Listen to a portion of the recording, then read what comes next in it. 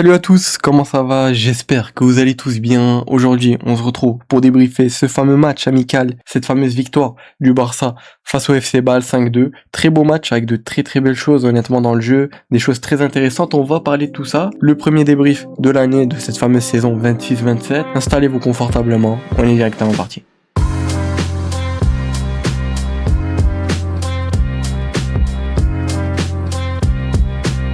Victoire donc du Barça 5-2 face au FC Bâle, match très intéressant, match où honnêtement pour ma part, comparé aux autres matchs de pré-saison etc, aux autres matchs amicaux, je me suis pas trop ennuyé. Je sais pas vous, est-ce que vous avez aimé ou pas?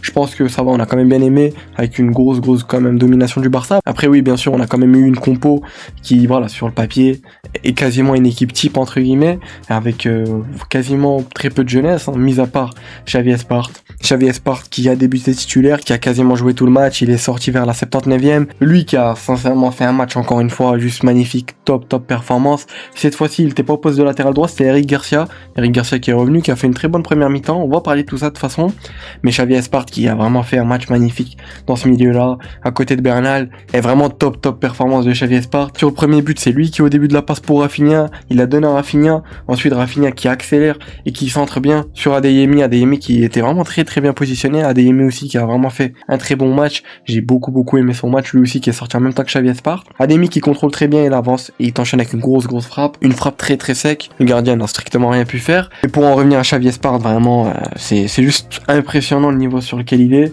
On sait de toute façon que c'est pas une surprise, on découvre pas le joueur, on avait déjà pu le voir la saison passée, que ça soit ses premières minutes qu'il avait eu avec l'équipe première qui était en Ligue des Champions face à Newcastle dans ce fameux 8e de finale aller chez eux au St James Park. Il était entré en fin de match, il avait vraiment fait une très belle entrée, on avait déjà vu les qualités, il fait même un tacle dans la surface qui était quand même, fallait oser le faire, et le tacle était juste propre, il empêche une grosse action de jeu, et par la suite il a eu du temps de jeu en Liga, un peu de temps de jeu, il a pas joué énormément mais il a quand même joué un match, ça j'en suis sûr, je crois que c'était face à Séville où il a joué tout le match, etc. où on gagne 5-2 de mes souvenirs.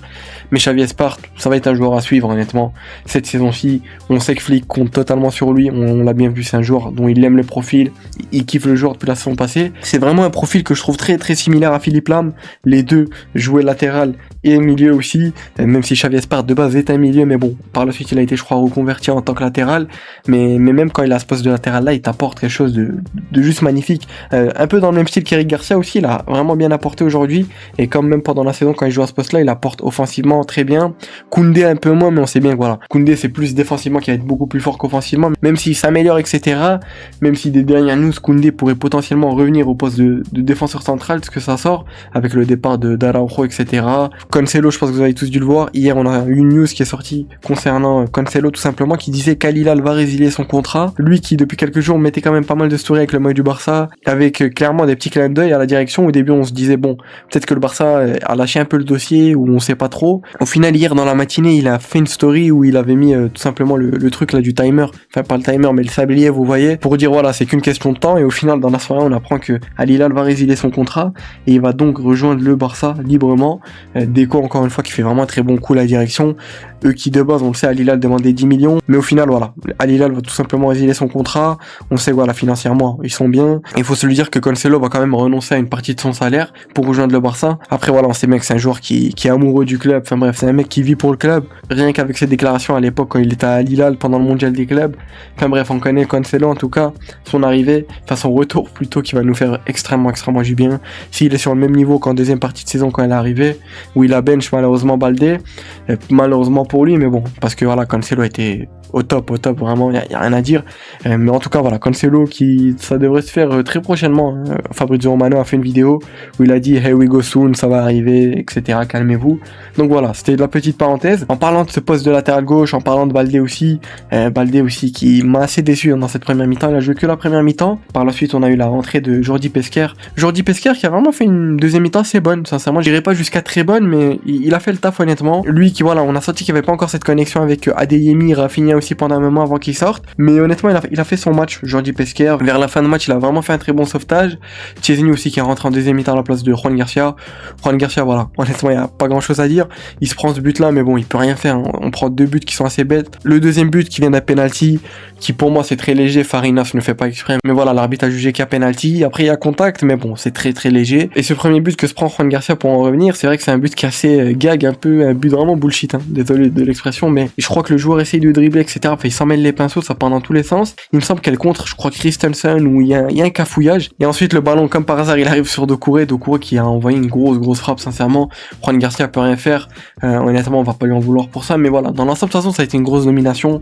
Un match où j'ai vraiment pris beaucoup de plaisir. 72% de possession contre 28. Après, voilà, ça reste le FC Bâle, sans manquer de respect, mais voilà, on sait bien que on s'attendait pas à avoir un niveau de fou. Après, nous aussi, on a quand même mis en première mi-temps une équipe quasiment A, entre guillemets, même si c'est pas l'équipe type, mais vous m'aurez compris.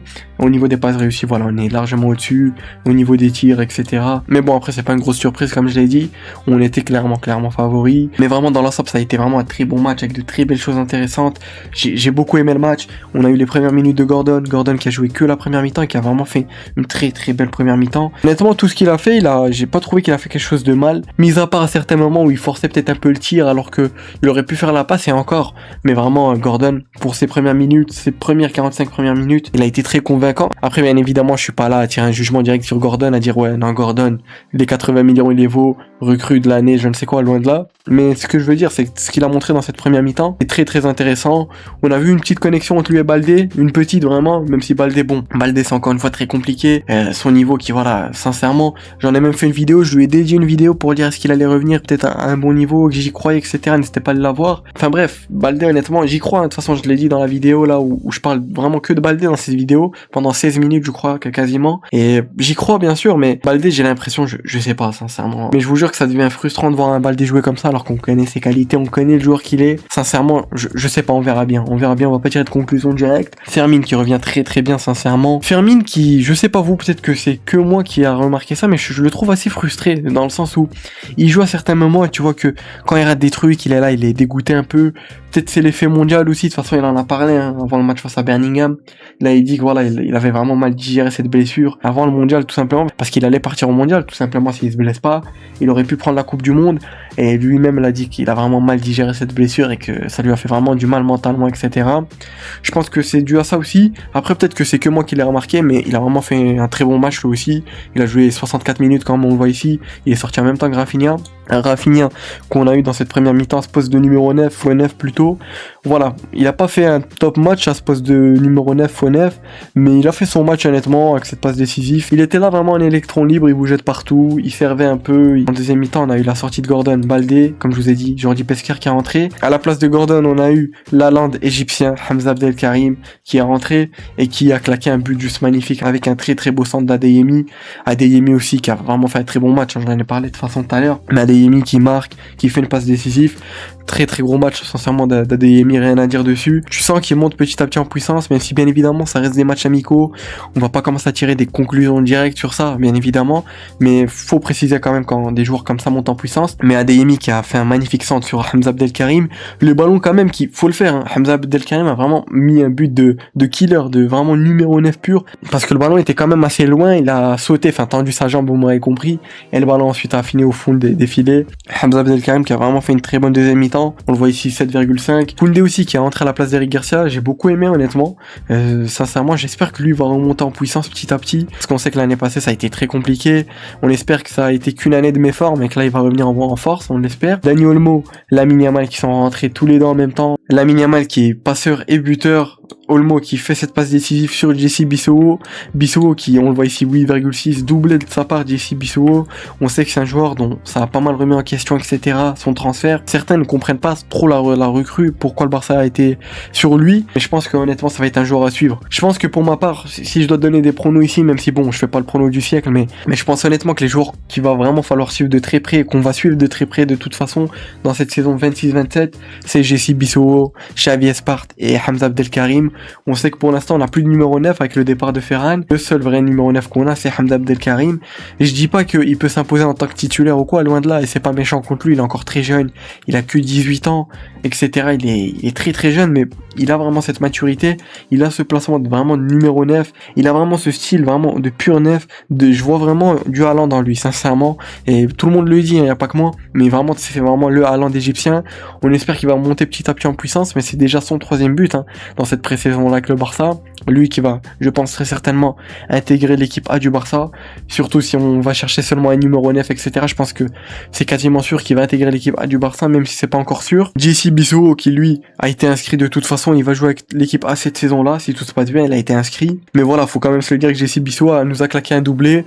Son premier but qui est juste magnifique, avec une belle passe de Dani Olmo dans l'intervalle, il élimine très bien le défenseur. Ensuite, il enchaîne avec une frappe magnifique enroulée comme ça, enfin, la frappe est juste magnifique. C'est vrai que son deuxième but à Bissou revient beaucoup à Yamal, parce qu'il presse, etc. Il met la pression, il récupère le ballon, il accélère. Il y a Hamza Abdelkarim et Bissou, il la met à Bissou, même si Hamza Abdelkarim était beaucoup plus avancé. Il la met à Bissou qui n'a plus qu'à la pousser au fond, c'est un tapine. Mais faut quand même se le dire que voilà, il était là, il était bien placé. Même si ce deuxième but-là revient totalement un peu quand même à Lamine. Lamine qui a vraiment fait une très bonne rentrée, mais bon, après c'est Lamine, le meilleur joueur du monde. J'ai envie de dire assez normal. Notre Krakito Koubarsi aussi est rentré en même temps que Farinas. Ibrahima Tankoura aussi qui est rentré. Koubarsi qui a vraiment fait une bonne rentrée, sincèrement. Farinas, bon, on l'a pas trop vu. Honnêtement, même à Tankoura, j'ai pas l'impression de l'avoir trop vu dans ce match-là.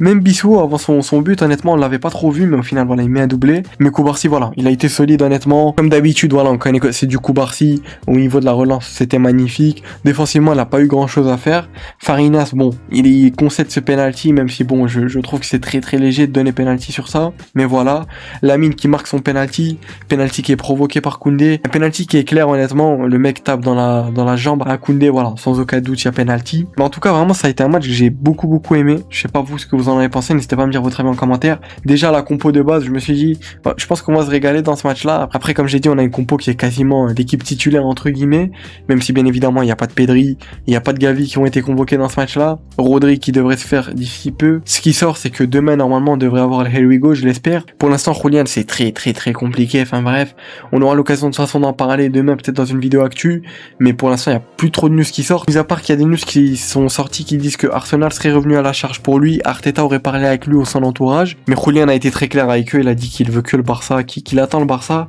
mais le problème c'est que bon, l'Atlético, enfin bref, je vais pas trop parler de l'Atlético, je vais pas trop leur donner du gaz, par peur de dire des mots pas très gentils, mais en tout cas voilà, très bon match de la part du Barça, très content honnêtement, comparé aux autres matchs de pré-saison. Après bien évidemment, on avait beaucoup moins de jeunesse que dans les précédents matchs, comme il y a les retours des internationaux, etc. Faut quand même le dire, l'équipe a vraiment fait un très bon match, comme on l'a vu tout à l'heure aux statistiques, voilà, ça a été un match qui a vraiment été dominé par le Barça, un match très intéressant, avec vraiment une top performance de Xavi Espar, Hamza Abdelkarim qui rentre en deuxième mi-temps et qui fait vraiment un très bon match, sincèrement, il marque, etc. Il aurait même pu marquer un deuxième but, JC Bissou qui claque son doublé en même pas 2 minutes, ses premiers buts sous les couleurs du Barça.